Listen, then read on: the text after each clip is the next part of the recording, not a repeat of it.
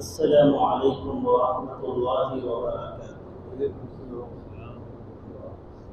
अल्हम्दुलिल्लाहि वहदह वस्सलातु वस्सलामु अला मन ला नबिय्य बअदह। अम्मा बअद। क़ाल अल्लाहु तबारक व तआला अल-यौमा अकमलतु लकुम दीनकुम व अतममतु अलैकुम निअमती व रदीतु लकुमुल इस्लाम दीना। व फिल अथर क़ाल क़ाइल अल-ईमानु यज़ीदु व यनक़ुस औ कमा क़ाल। मोहतरम बुजुर्गों, अजीज दोस्तों और नौजवानों,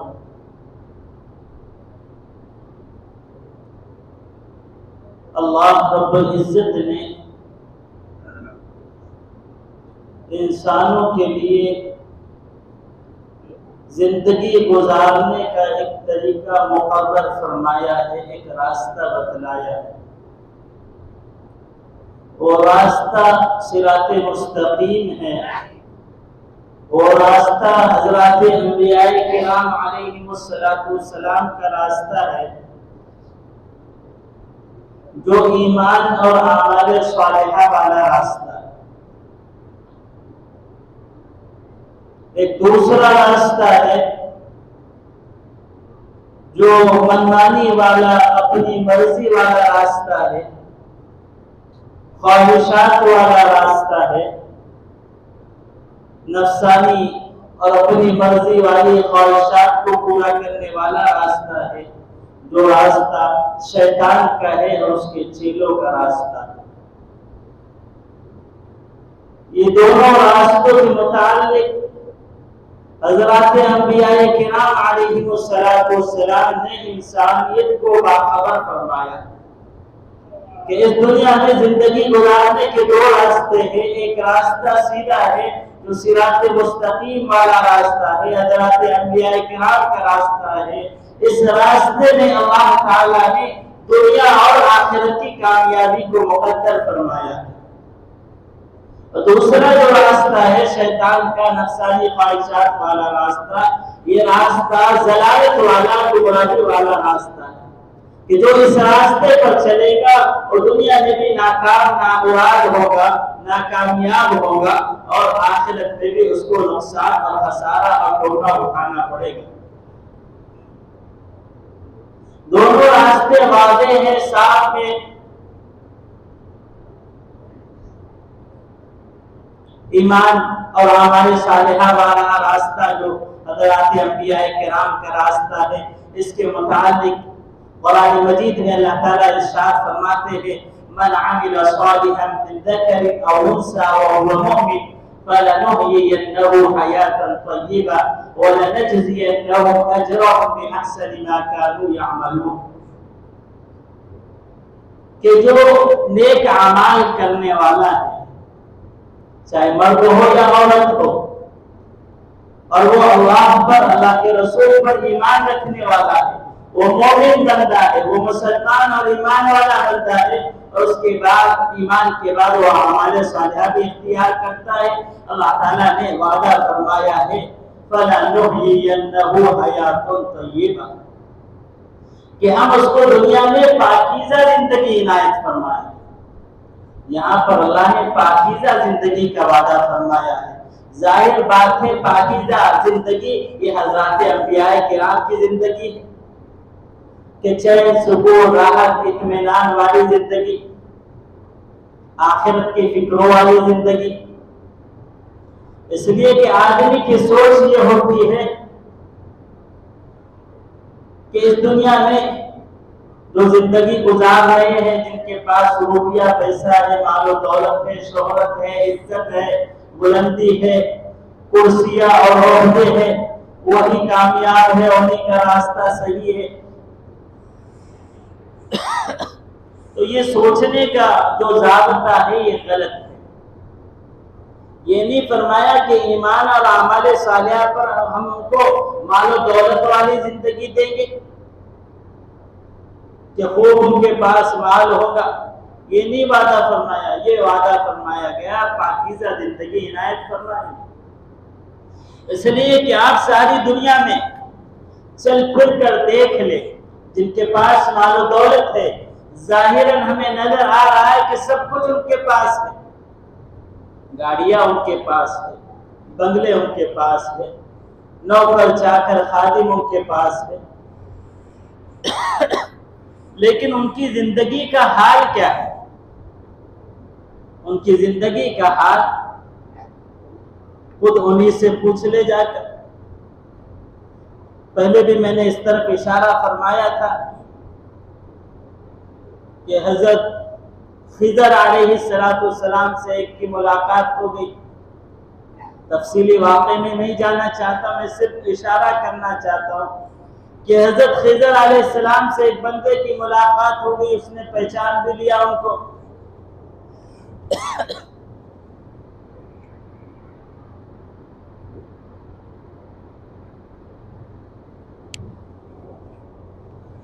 तो उस बंदे ने हजरत खिजर अलैहिस्सलाम से ये दरख्वास्त की कि आप दुआ कीजिए अल्लाह ताला मुझको माल और दौलत से नवाजे, मैं मालदार बन जाऊं, मेरे पास भी गाड़ियां हो, बंगले हो, बैंक बैलेंस हो, ये सब चीजें मेरे पास भी हो।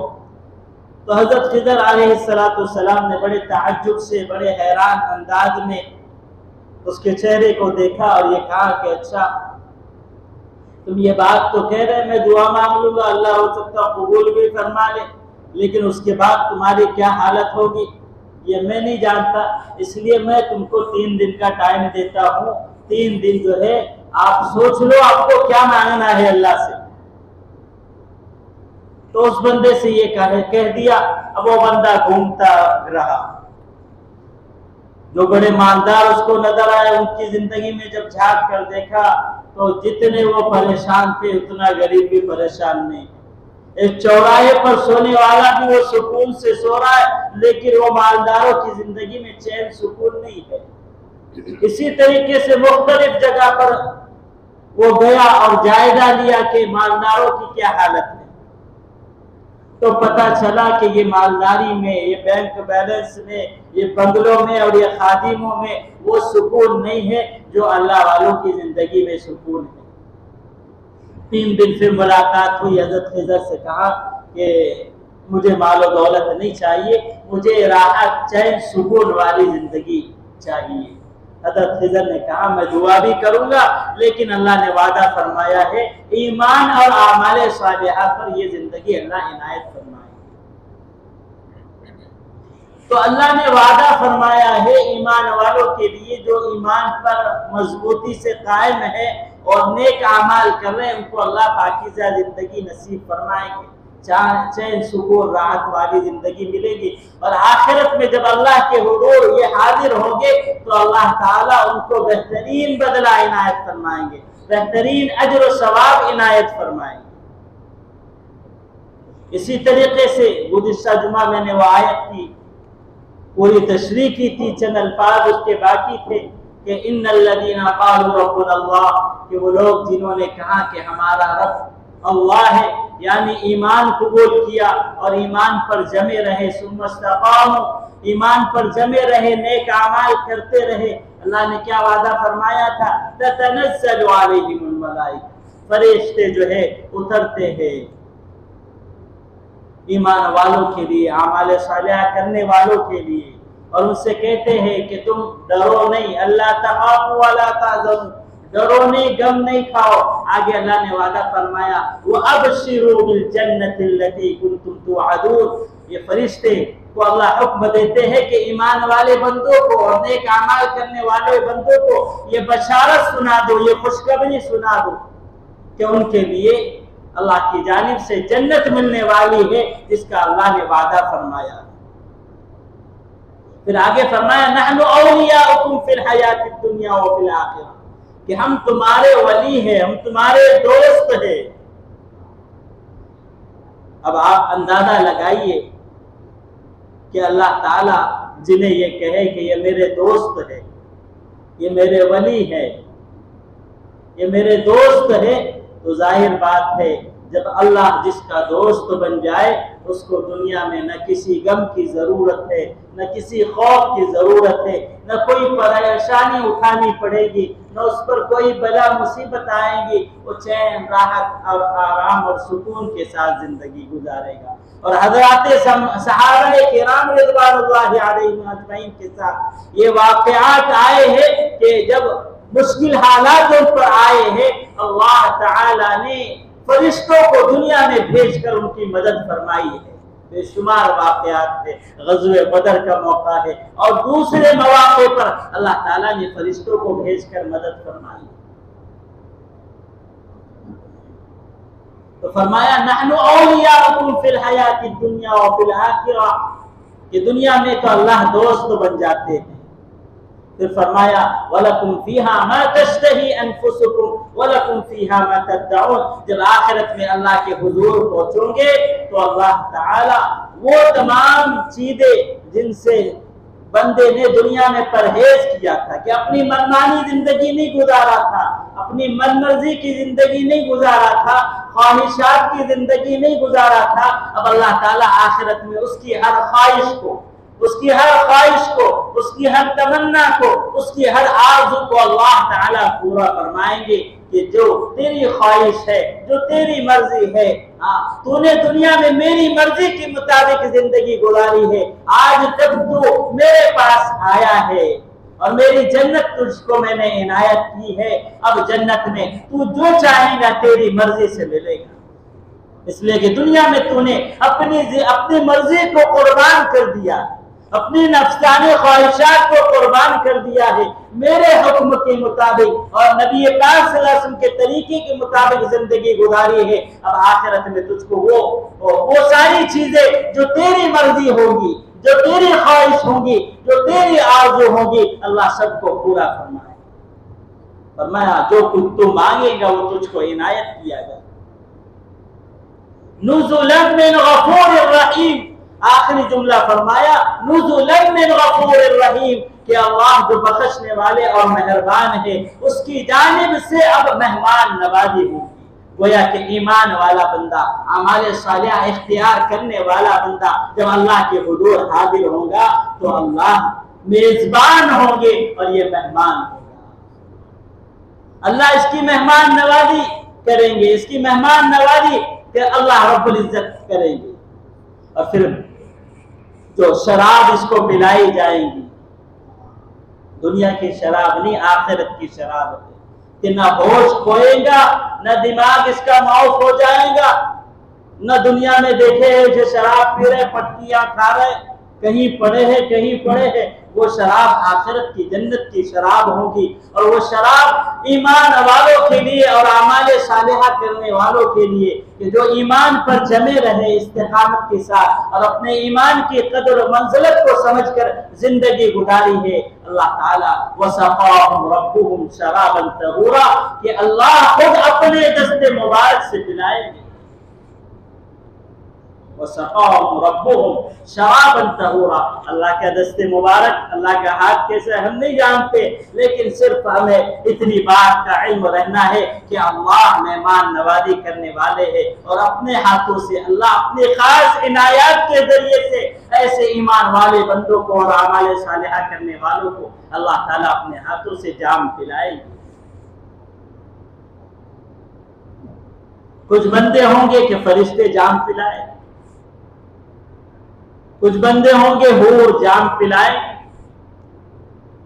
जैसा ईमान होगा, जैसे आमाले सालिहा होंगे, इसलिए कि हदीस में फरमाया गया, तो सहाबी का कौल है कि अल ईमान यज़ीदु व यनक़ुस, कि ईमान बढ़ता भी है और घटता भी है।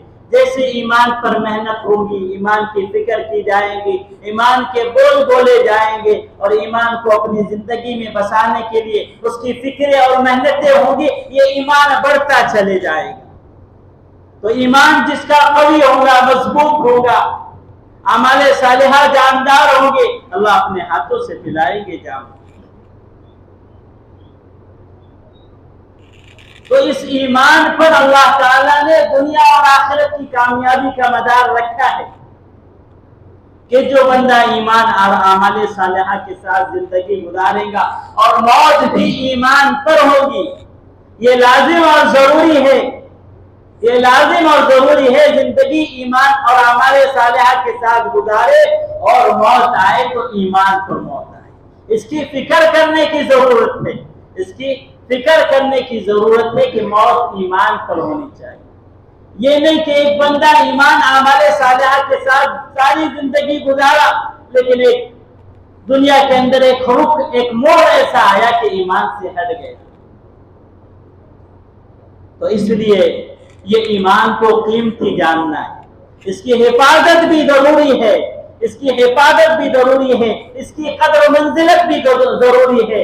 कहीं ऐसा ना हो कि ईमान की अजमत को और उसकी नेमतें कुबरा होने को हम समझ ना पाए और उसकी कदर न कर सके, उसकी हिफाजत न कर सके, कहीं ईमान जो है रुखसत ना हो जाए। ये हर वक्त फिक्र करने की जरूरत है। ये ईमान कितना कीमती है। कुरान मजीद की आयत में अल्लाह ताला इरशाद फरमाते हैं, अल-यौमा अकमलतु लकुम दीनकुम, कि आज मैंने तुम पर तुम्हारे दीन को मुकम्मल कर दिया। व अतममतु अलैकुम निअमती, और जो मेरी नेमत थी उसको मैंने मुकम्मल कर दिया, उसको मुकम्मल कर दिया। व रदीतु लकुमुल इस्लाम दीना, और मैं तुमसे राजी हो गया दीन इस्लाम को इनायत कर। तो गोया कि अल्लाह ने अपनी रजा को, अपने खुशनुदी को इस्लाम के साथ जोड़ दिया। इन्ना दीन इंदल्लाहिल इस्लाम का ऐलान फरमाकर कि दीन अल्लाह को जो महबूब और पसंदीदा है वो दीन इस्लाम है। और इसी को अल्लाह ने आयत मुबारक में फरमाया कि ये बहुत कीमती नेमत है, ये नेमत जो मैं दे रहा हूँ बहुत कीमती है, इसलिए नेमत को मैंने तुम पर अब मुकम्मल कर दिया। अब वो नेमत तुमको इनायत कर दी गई, अब उस नेमत की कदर कैसे करना, उसकी हिफाजत कैसे करना और उसको मौत के बाद तक आखिरत में उसको लेकर जाना, ये तुम्हारी जिम्मेदारी। एक आयत में फरमाया गया, वमन यब्तगी गैरल इस्लामी दीनन फलन युक़बल मिन्हु व हुवा फिल आखिरति मिनल खासिरीन, कि जो दीन इस्लाम के अलावा दीन को तलाश करे तो उससे वो दीन को कबूल नहीं किया जाएगा और वो आखिरत में नुकसान उठाने वाला हो। तो ईमान बहुत कीमती नेमत है, इसको नेमत समझने की जरूरत है। कहीं ऐसा ना हो कि ये ईमान जाये हो जाए, ये ईमान जाये हो जाए। मौलाना रूमी रहमतुल्लाहि अलैहि ने इसकी बहुत अजीब और गरीब मिसाल पेश की, बहुत अच्छी और निराली मिसाल पेश की है। इस मिसाल को हम समझने की कोशिश करें, अगर ये मिसाल समझ में आ जाए तो हमारी जिंदगी का रुख बदल जाएगा, हमारी जिंदगी का रुख सही हो जाएगा, हम सिराते मुस्तकीम पर आ जाएंगे। हम हज़रत अंबिया किराम अलैहिस्सलाम का जो रास्ता है ईमान और अमाल सालिहा वाला रास्ता, उस रास्ते को हम इख्तियार करने वाले बने। तो वो मिसाल देते हैं, ये मिसालें इसलिए दी जाती हैं, बाज़ मरतबा लोग कहते हैं कि किससे कहानी सुनाई जाए, ये वो मिसालें हैं जो अकाबिरीन ने और जो उलमा ने पेश की है ताकि उम्मत मुस्लिमा और इंसानियत इसको आसानी से समझ ले। इसलिए कि मिसालें खुद ये हज़रत अंबिया किराम अलैहिस्सलाम ने भी पेश फरमाई है और खुद अल्लाह ताला ने ऐसी मिसालों को कुरान में भी बयान फरमाया। कुछ ना समझ लोग ये कह देते कि ये किससे कहानियां क्या है। कुरान मजीद में अल्लाह ताला ने हज़रत अंबिया किराम अलैहिस्सलाम के किस्से को और उनकी मिसालों को बयान करके इंसानियत को रहनुमाई का और उनकी सरपरस्ती का सबब बनाया है, उनके लिए दर्स इबरत बनाया है कि इन वाक़यात को, इन मिसालों को समझकर बंदा जो है, मिसालें चूंकि आसानी से समझ में आती है और उससे फौरन आदमी जो है इबरत पकड़कर उसको जो है अपनी जिंदगी में लाने की फिक्र करता है। इसलिए अल्लाह का भी ये तर्ज है, अल्लाह ने भी कुरान मजीद में इस तर्ज को इख्तियार किया है कि मिसालें बयान की जाए, किससे बयान किया जाए। और शुरू की माए जो इस्लामी तालीमात को जानती थी वो अपने बच्चों को किस्से, सच्चे किस्से सुनाया करती थी। आज हमने सच्चे किस्से सुनाना छोड़ दिए तो बच्चे जो है वो प्रोग्राम देख रहे, वो कहानियां देख रहे, वो चीजें देख रहे जो गुमराही के रास्ते पर ले जा रहे। छोटे छोटे बच्चे कार्टून देख रहे, ये देख रहे, उसमें क्या है, सब गुमराही का रास्ता है। अलग अलग चीजों से जो है बच्चों के जहन से शादी की जा रही। ये इस वजह से हो रहा है कि हमने अपने बच्चों की फिक्र नहीं की, उनको सच्चे कहानियां और किस्से नहीं सुना। तो मैं ये बात कर रहा था कि मौलाना रूमी रहमतुल्लाह अलैह ने मिसाल ये पेश फरमाई कि एक धोबी था, क्योंकि पहले कुछ ऐसा बंदोबस्त नहीं था कि दरिया के किनारे धोबी जो है, जो कपड़े धोने वाला होता है, वो अपने गधे पर सवार होकर कपड़े धोने के लिए कपड़े ले जा रहा था। अब दरमियान में उसको एक चमकदार चीज मिली, तो वो धोबी था, हकीकत तो कुछ मालूम नहीं थी उसको। वो चमकदार चीज उठाई और उसको रस्सी से बांधा और गधे के गले में डाल दिया। आगे बढ़ा तो एक सुनार का, एक जौहरी का वहां से गुजर हुआ। सुनार ने जब गधे के गले में देखा कि ये तो बहुत कीमती और नायाब हीरा है, बहुत कीमती और नायाब हीरा है, और ये गधे के गले में, जाहिर बात है कि ये धोबी नासमझ है, इसको हकीकत नहीं मालूम है, किसी तरीके से मैं इसको हासिल कर लेता। अब ये धोबी के पास गया और कहने लगा कि ये चीज तेरे कुछ फायदे की नहीं है, गधे के गले में लटका कर क्या फायदा, कुछ रुपये ले ले और मुझको ये दे दे, तेरे तो कोई फायदे की नहीं, मुझ किसी काम में उसको इस्तेमाल कर लो। धोबी ने सोचा कि चलो कुछ तो मिल रहा है, तो उसने कहा कि 4 आने दे दे, 4 आने दे देना। आने का सिलसिला था। तो ये सुनार कहने लगा 4 तो नहीं, मैं 2 ही दूंगा, 4 तो नहीं, मैं 2 ही दूंगा। आपस में बहस मुबाहिसा हुआ और धोबी सोचने लगा कि 4 आने किसी तरीके से मिल जाए। बाद में सोचा कि चलो 2 आने तो मिल रहे, उतने ही ले लो, कुछ फायदा हो जाएगा, ये तो हमारे काम की चीज नहीं है। धोबी ने कहा कि ठीक है, 4 नहीं देते, 2 ही दे दो। 2 आने लिया और उस हीरे को, उस कीमती हीरे को खोलने लगा धोबी। खोलते हुए वो हीरा जो है जमीन पर गिर गया और वो रेजा रेजा हो गया, टुकड़े हो गया, और उसमें से आवाज निकली। अल्लाह ने गोयाई इसको इनायत की। वो हीरा ये कहने लगा, ऐ सुना, ये धोबी जो है मेरी हकीकत को नहीं जानता था, मेरी कदर मंजिलत को ये नहीं जानता था, मैं इसके पास नहीं रहना चाहता था, लेकिन तू तो मेरी कदर को जानता था, तू तो जानता था कि मेरी कीमत करोड़ों और लाखों में है, लेकिन तूने 4 आने मांगा था, 4 आने ही देते था। तूने भी हुज्जतबाजी की और 2 आने ही कहा। तो मैं न धोबी के पास रहना चाहता हूँ, न मैं तेरे पास रहना चाहता हूँ, न तूने कदर की है न इसने कदर की है, मैं किसी के पास नहीं रहना चाहता। वो टूट गया। तो मौलाना रूमी रहमतुल्लाह अलैह ने ये मिसाल बयान फरमाकर ये बात कही है कि ईमान भी बहुत कीमती है। जो उसकी कदर करेगा उसके पास रहेगा, जो कदर नहीं करेगा उसके पास से छीन जाएगा। इसलिए ईमान की कदर को समझना है। अल्लाह ने उसको नेमत उज़्मा कहा है और उसी पर दुनिया और आखिरत की कामयाबी का मदार रखा है। अगर आज हम ईमान की कदर और मंजिलत को नहीं समझते हैं, उसकी कदर मंजिलत को, उसके नेमत उज़्मा होने को अगर नहीं समझते हैं, कहीं ऐसा ना हो कि ईमान की बेफिक्री, ईमान से गफलत और ईमान से लापरवाही और सुस्ती कहीं ये बाइस न बन जाए ईमान का रुखसत होने का। इसलिए इस कीमती ईमान की हिफाजत भी जरूरी है, इसकी कीमती ईमान की हिफाजत भी जरूरी है और इसका मौत तक और बल्कि आखिरत तक इसको बचा कर ले जाना भी जरूरी है। इसलिए ईमान की नेमत को समझना और इसकी हिफाजत करते रहना। जो कीमती चीजें होती हैं हम उसकी कितनी हिफाजत करते हैं। कोई सोना बाहर रख देता है, कोई कीमती चीज बाहर रख देता है, बल्कि मोबाइल ही ले लीजिए कि थोड़े वक्त के लिए भी उसको बाहर नहीं छोड़ता है, इसलिए कि उसकी कीमत को जानता है कि जेब में ही रहे, अपने पास ही रहे। चंद सेकंड के लिए मोबाइल इधर उधर हो गया तो पसीने छूट जाते, कहां चले गया मोबाइल, इसलिए कि मोबाइल की कदर कीमत को जानता है।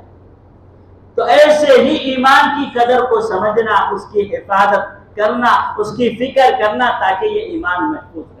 और कैसे पता चलेगा कि ईमान हमारा बढ़ रहा है या घट रहा है। हदीस में फरमाया गया ना कि ईमान बढ़ता भी है और घटता भी है। तो कैसे बढ़ रहा है, कैसे घट रहा है, कैसे समझ में आए। उलमाए किराम ने उसकी वजूहात लिखी है, बहुत सारी वजूहात है, जिसमें से एक वजह यह है कि बंदे का यकीन मुसब्बबुल असबाब पर यानी अल्लाह ताला पर यकीन बढ़ रहा है, और दुनिया के जो सबब असबाब है, दुनिया की जो चीजें हैं उससे ईमान उससे यकीन कमजोर हो रहा है, या ये कह लीजिए जाए कि अल्लाह पर यकीन बढ़ रहा है और असबाब से यकीन हट रहा है, तब समझा जाएगा कि ईमान बढ़ रहा है। मिसाल के तौर पर यूँ समझ लीजिए कि चंद चीजों का तजुर्बा और मुशाहिदा हमको है कि अगर कोई बिजली का तार पकड़ लेगा तो बिजली से शॉक लग जाएगा, उसकी जान भी जा सकती है। कोई सांप है, अगर वो डस लिया तो जान खत्म हो जाएंगे, इसका इल्म है। इसी तरीके से बहुत सारी चीजें मुशाहिदे की है जिस पर आदमी यकीन करता है कि अगर मैंने करंट के वायर को पकड़ा तो मैं जल जाऊंगा, सांप ने डस लिया तो वो मुझको हलाकत तक पहुंचा सकता है। इसका यकीन और तजुर्बा है, ये मुशाहिदे की चीजें हैं।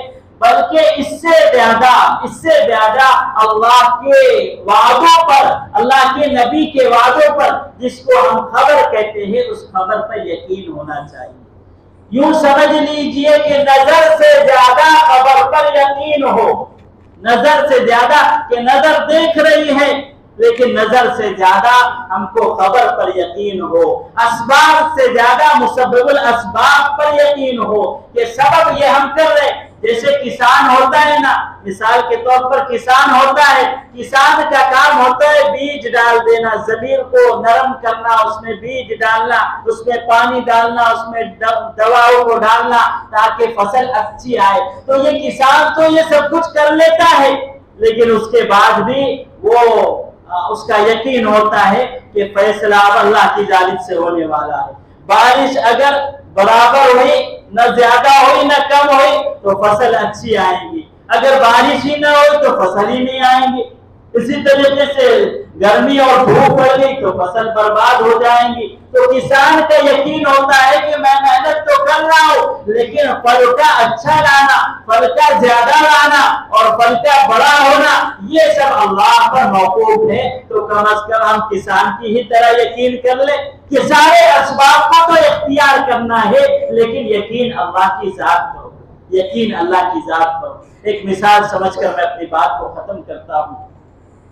एक दाना था, अक्लमंद शख्स था, जिसको लोग शाह बहलूल के नाम से जानते। एक मर्तबा मामला ये हुआ कि वो रेत के ढेर पर बैठा हुआ कुछ घर बना रहा है।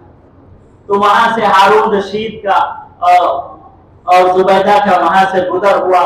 पहले हारून रशीद वहां से गुजरा और ये कहने लगा, शाह बहलूल क्या कर रहे हो? कहा कि घर बना रहा हूं, जो इसको खरीदेगा उसके लिए दुआ करूंगा, अल्लाह जन्नत में घर इनायत करे।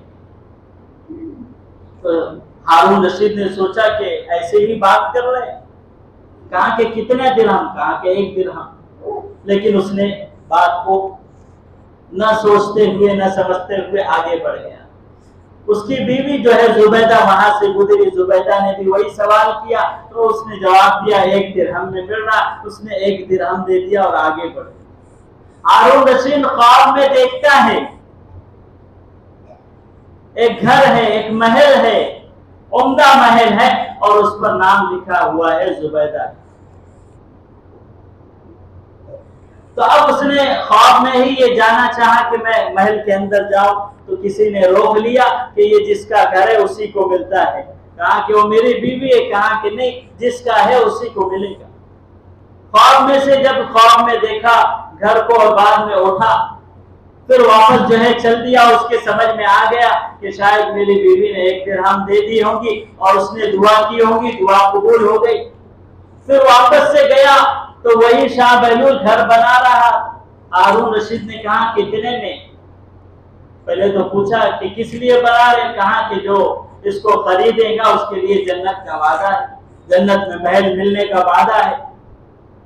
तो अब हारून रशीद कहने लगा कितने में? कहा कि आधी दुनिया में, आधी दुनिया में।